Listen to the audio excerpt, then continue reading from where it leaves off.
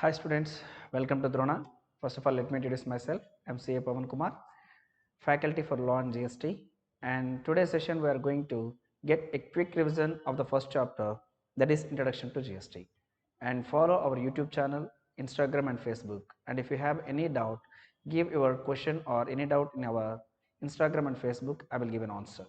And apart from that, today onwards I am going to give a quick revision of the indirect taxes which are applicable for May 2022 examination, right? And apart from that, subscribe our channel and day-to-day classes, day-to-day quick revisions classes, updates you can get. Now in the first chapter, GST in India, meaning and purpose of imposing of tax. Why the government has to levy taxes on the public?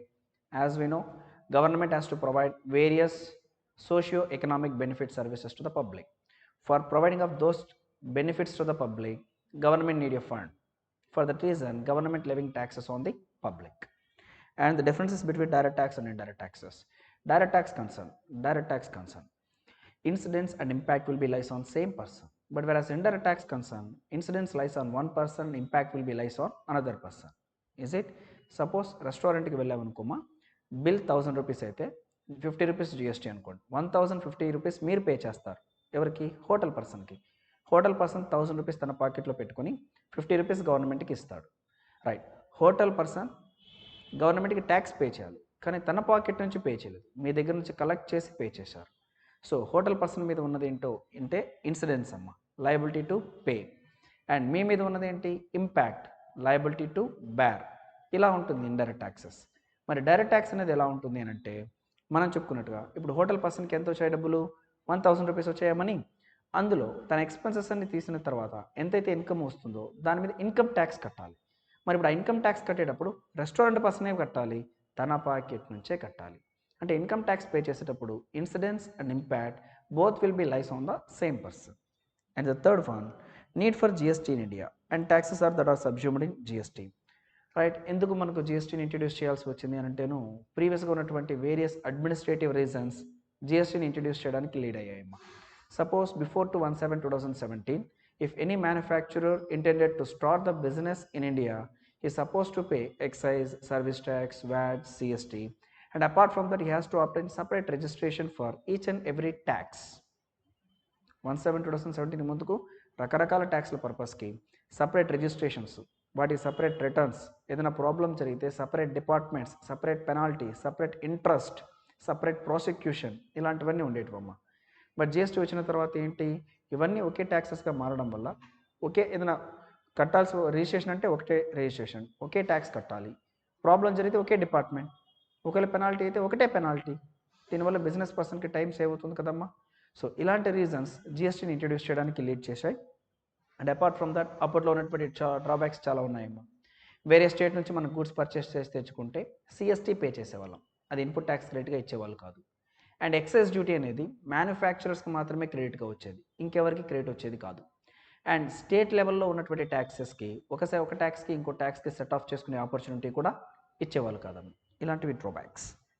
And next benefits of GST రావడం వల్ల benefits ఏంటి? మనకు GST రావడం వల్ల it is a major boost to the Indian economy, major boost to the make in India initiative. Make in India అనే కాన్సెప్ట్ని Modi garu తీసుకొచ్చారమ్మా.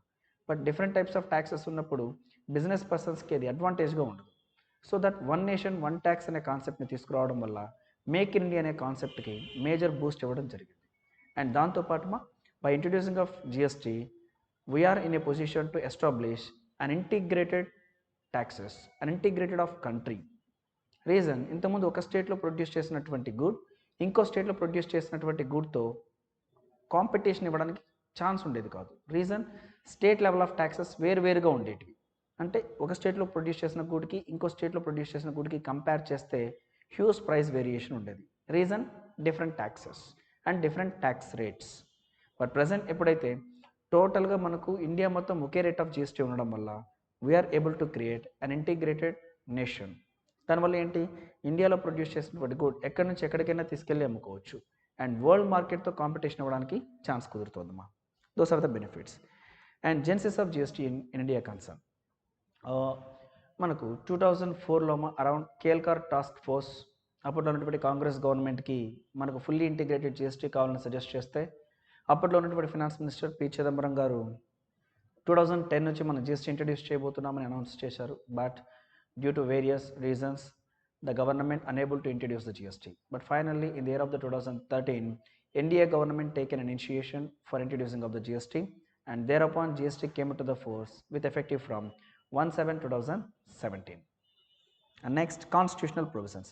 Constitutional amendments చాలా జరిగాయి, బట్ అందులో మీరు మేజర్గా గుర్తుపెట్టుకోవాల్సింది ఆర్టికల్ నెంబర్ 246A. 246A ఏం చేస్తుంది అని అంటే సెంట్రల్ గవర్నమెంట్కి సిజిఎస్టీ యాక్ట్ని ప్రిపేర్ చేసుకునే రైట్, స్టేట్ గవర్నమెంట్కి ఎస్జిఎస్టీ యాక్ట్ని ప్రిపేర్ చేసుకునే రైట్, అండ్ అగైన్ సెంట్రల్ గవర్నమెంట్కి ఐజిఎస్టీ యాక్ట్ని ప్రిపేర్ చేసుకునే రైట్ని 246A ఇచ్చిందమ్మా. అండ్ ఇంకో ఆర్టికల్ నెంబర్ 269A. 269A ఏం చేస్తుందనంటే ఐజిఎస్టీని కలెక్ట్ చేసేటువంటి రైట్ని సెంట్రల్ గవర్నమెంట్కి ఇచ్చి, బట్ ఆ కలెక్ట్ చేసిన ఐజిఎస్టీని స్టేట్ సెంట్రల్ ఎలా షేర్ చేసుకోవాలి అని అంటే జిఎస్టీ కౌన్సిల్ ఎలా చెప్తే అలా షేర్ చేసుకోమన్నారు. మరి జిఎస్టీ కౌన్సిల్ ఎలా చెప్పింది? 50 and 50%. So article number 269A వల్ల మనకి ఏం తెలిసిందంటే ఐజిఎస్టీని లెవీ చేసి కలెక్ట్ చేసే పవర్ ఎవరిది అంటే central government. And apart from that, import of the goods or services shall be treated as a inter state supply on which we have to pay IGST. అలా ఇంపోర్ట్ పైన ఐజిఎస్టీని levy చేసే right కూడా article number 269A provide చేసిందమ్మా. And thereafter we have to learn article number 279A. Article number 279 empower the president for constitution of the GST council. ఈ power వల్ల president ఏం చేశారంటే జిఎస్టీ కౌన్సిల్ని కాన్స్టిట్యూట్ చేశారు. State financial ministers are the members and central financial minister as a chairperson, and collectively they are taking decision, and state government having a 2/3 of the votes and the central government having 1/3 of the votes. And next one ma framework of GST లో మనం different types of concepts చెప్పుకుంటాం. ఏంటి అని అంటేను జిఎస్టీలో ఉన్నటువంటి small points అన్నిటిని ఒక చోట చెప్పుకున్నాం. దానివల్ల మనకు జిఎస్టీకి సంబంధించిన ఓవర్వ్యూ వస్తుంది. బట్ ఇక్కడ మన ఓవర్వ్యూ గురించి డిస్కస్ చేయడం కన్నా ప్రతి చాప్టర్లోనూ మనం వాటి గురించి ఎలాబరేట్గా డిస్కస్ చేస్తాము.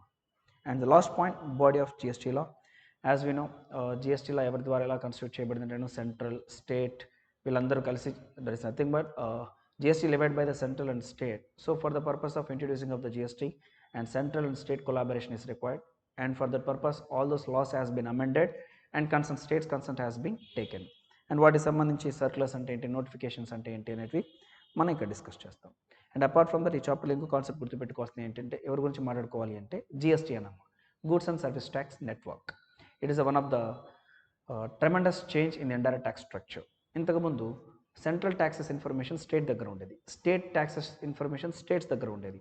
సపోజ్ ఒక సెంట్రల్ ఫినాన్స్ మినిస్టర్ క్విక్గా డిసిషన్ తీసుకోవాలి అని అంటేను కన్సాలిడేటెడ్గా ఒకే చోట ఇన్ఫర్మేషన్ అవైలబుల్ అయ్యేటువంటి ఈకో సిస్టమ్ అనేది లేదు మా. But present goods and service tax network, it is a section 8 company incorporated by the central and state, and the basic objective of the GSTN it is to maintain the data. Central and స్టేట్కి సంబంధించిన total tax structure data ఒకే చోట maintain చేస్తారు. దానివల్ల ఏంటి, జిఎస్టీకి సంబంధించి linkup అయినటువంటి assessees, that is tax payers, chartered accountants, cost accountants, some other professionals, lawyers, bankers, GST department, state government, central government వీళ్ళందరూ ఒకే సర్వర్కి కనెక్ట్ అయి ఉన్నారు. అంటే అప్పుడు జిఎస్టీకి సంబంధించిన టోటల్ ఇన్ఫర్మేషన్ ఒకే చోట అవైలబుల్ అవుతుంది. దానివల్ల క్విక్ డిసిషన్స్ తీసుకోవచ్చు మా. So that is one of the tremendous changes of the GSTN, Goods and Service Tax Network. So I hope that just మీకు చాప్టర్ ఓవర్ గురించి ఒక చిన్న నాలెడ్జ్ ఇచ్చాను అనుకుంటున్నాను మా. That's all for the day. Remaining concept we will discuss next class. And మా ఛానల్ని subscribe చేసుకోండి. And next class tomorrow. Thank you.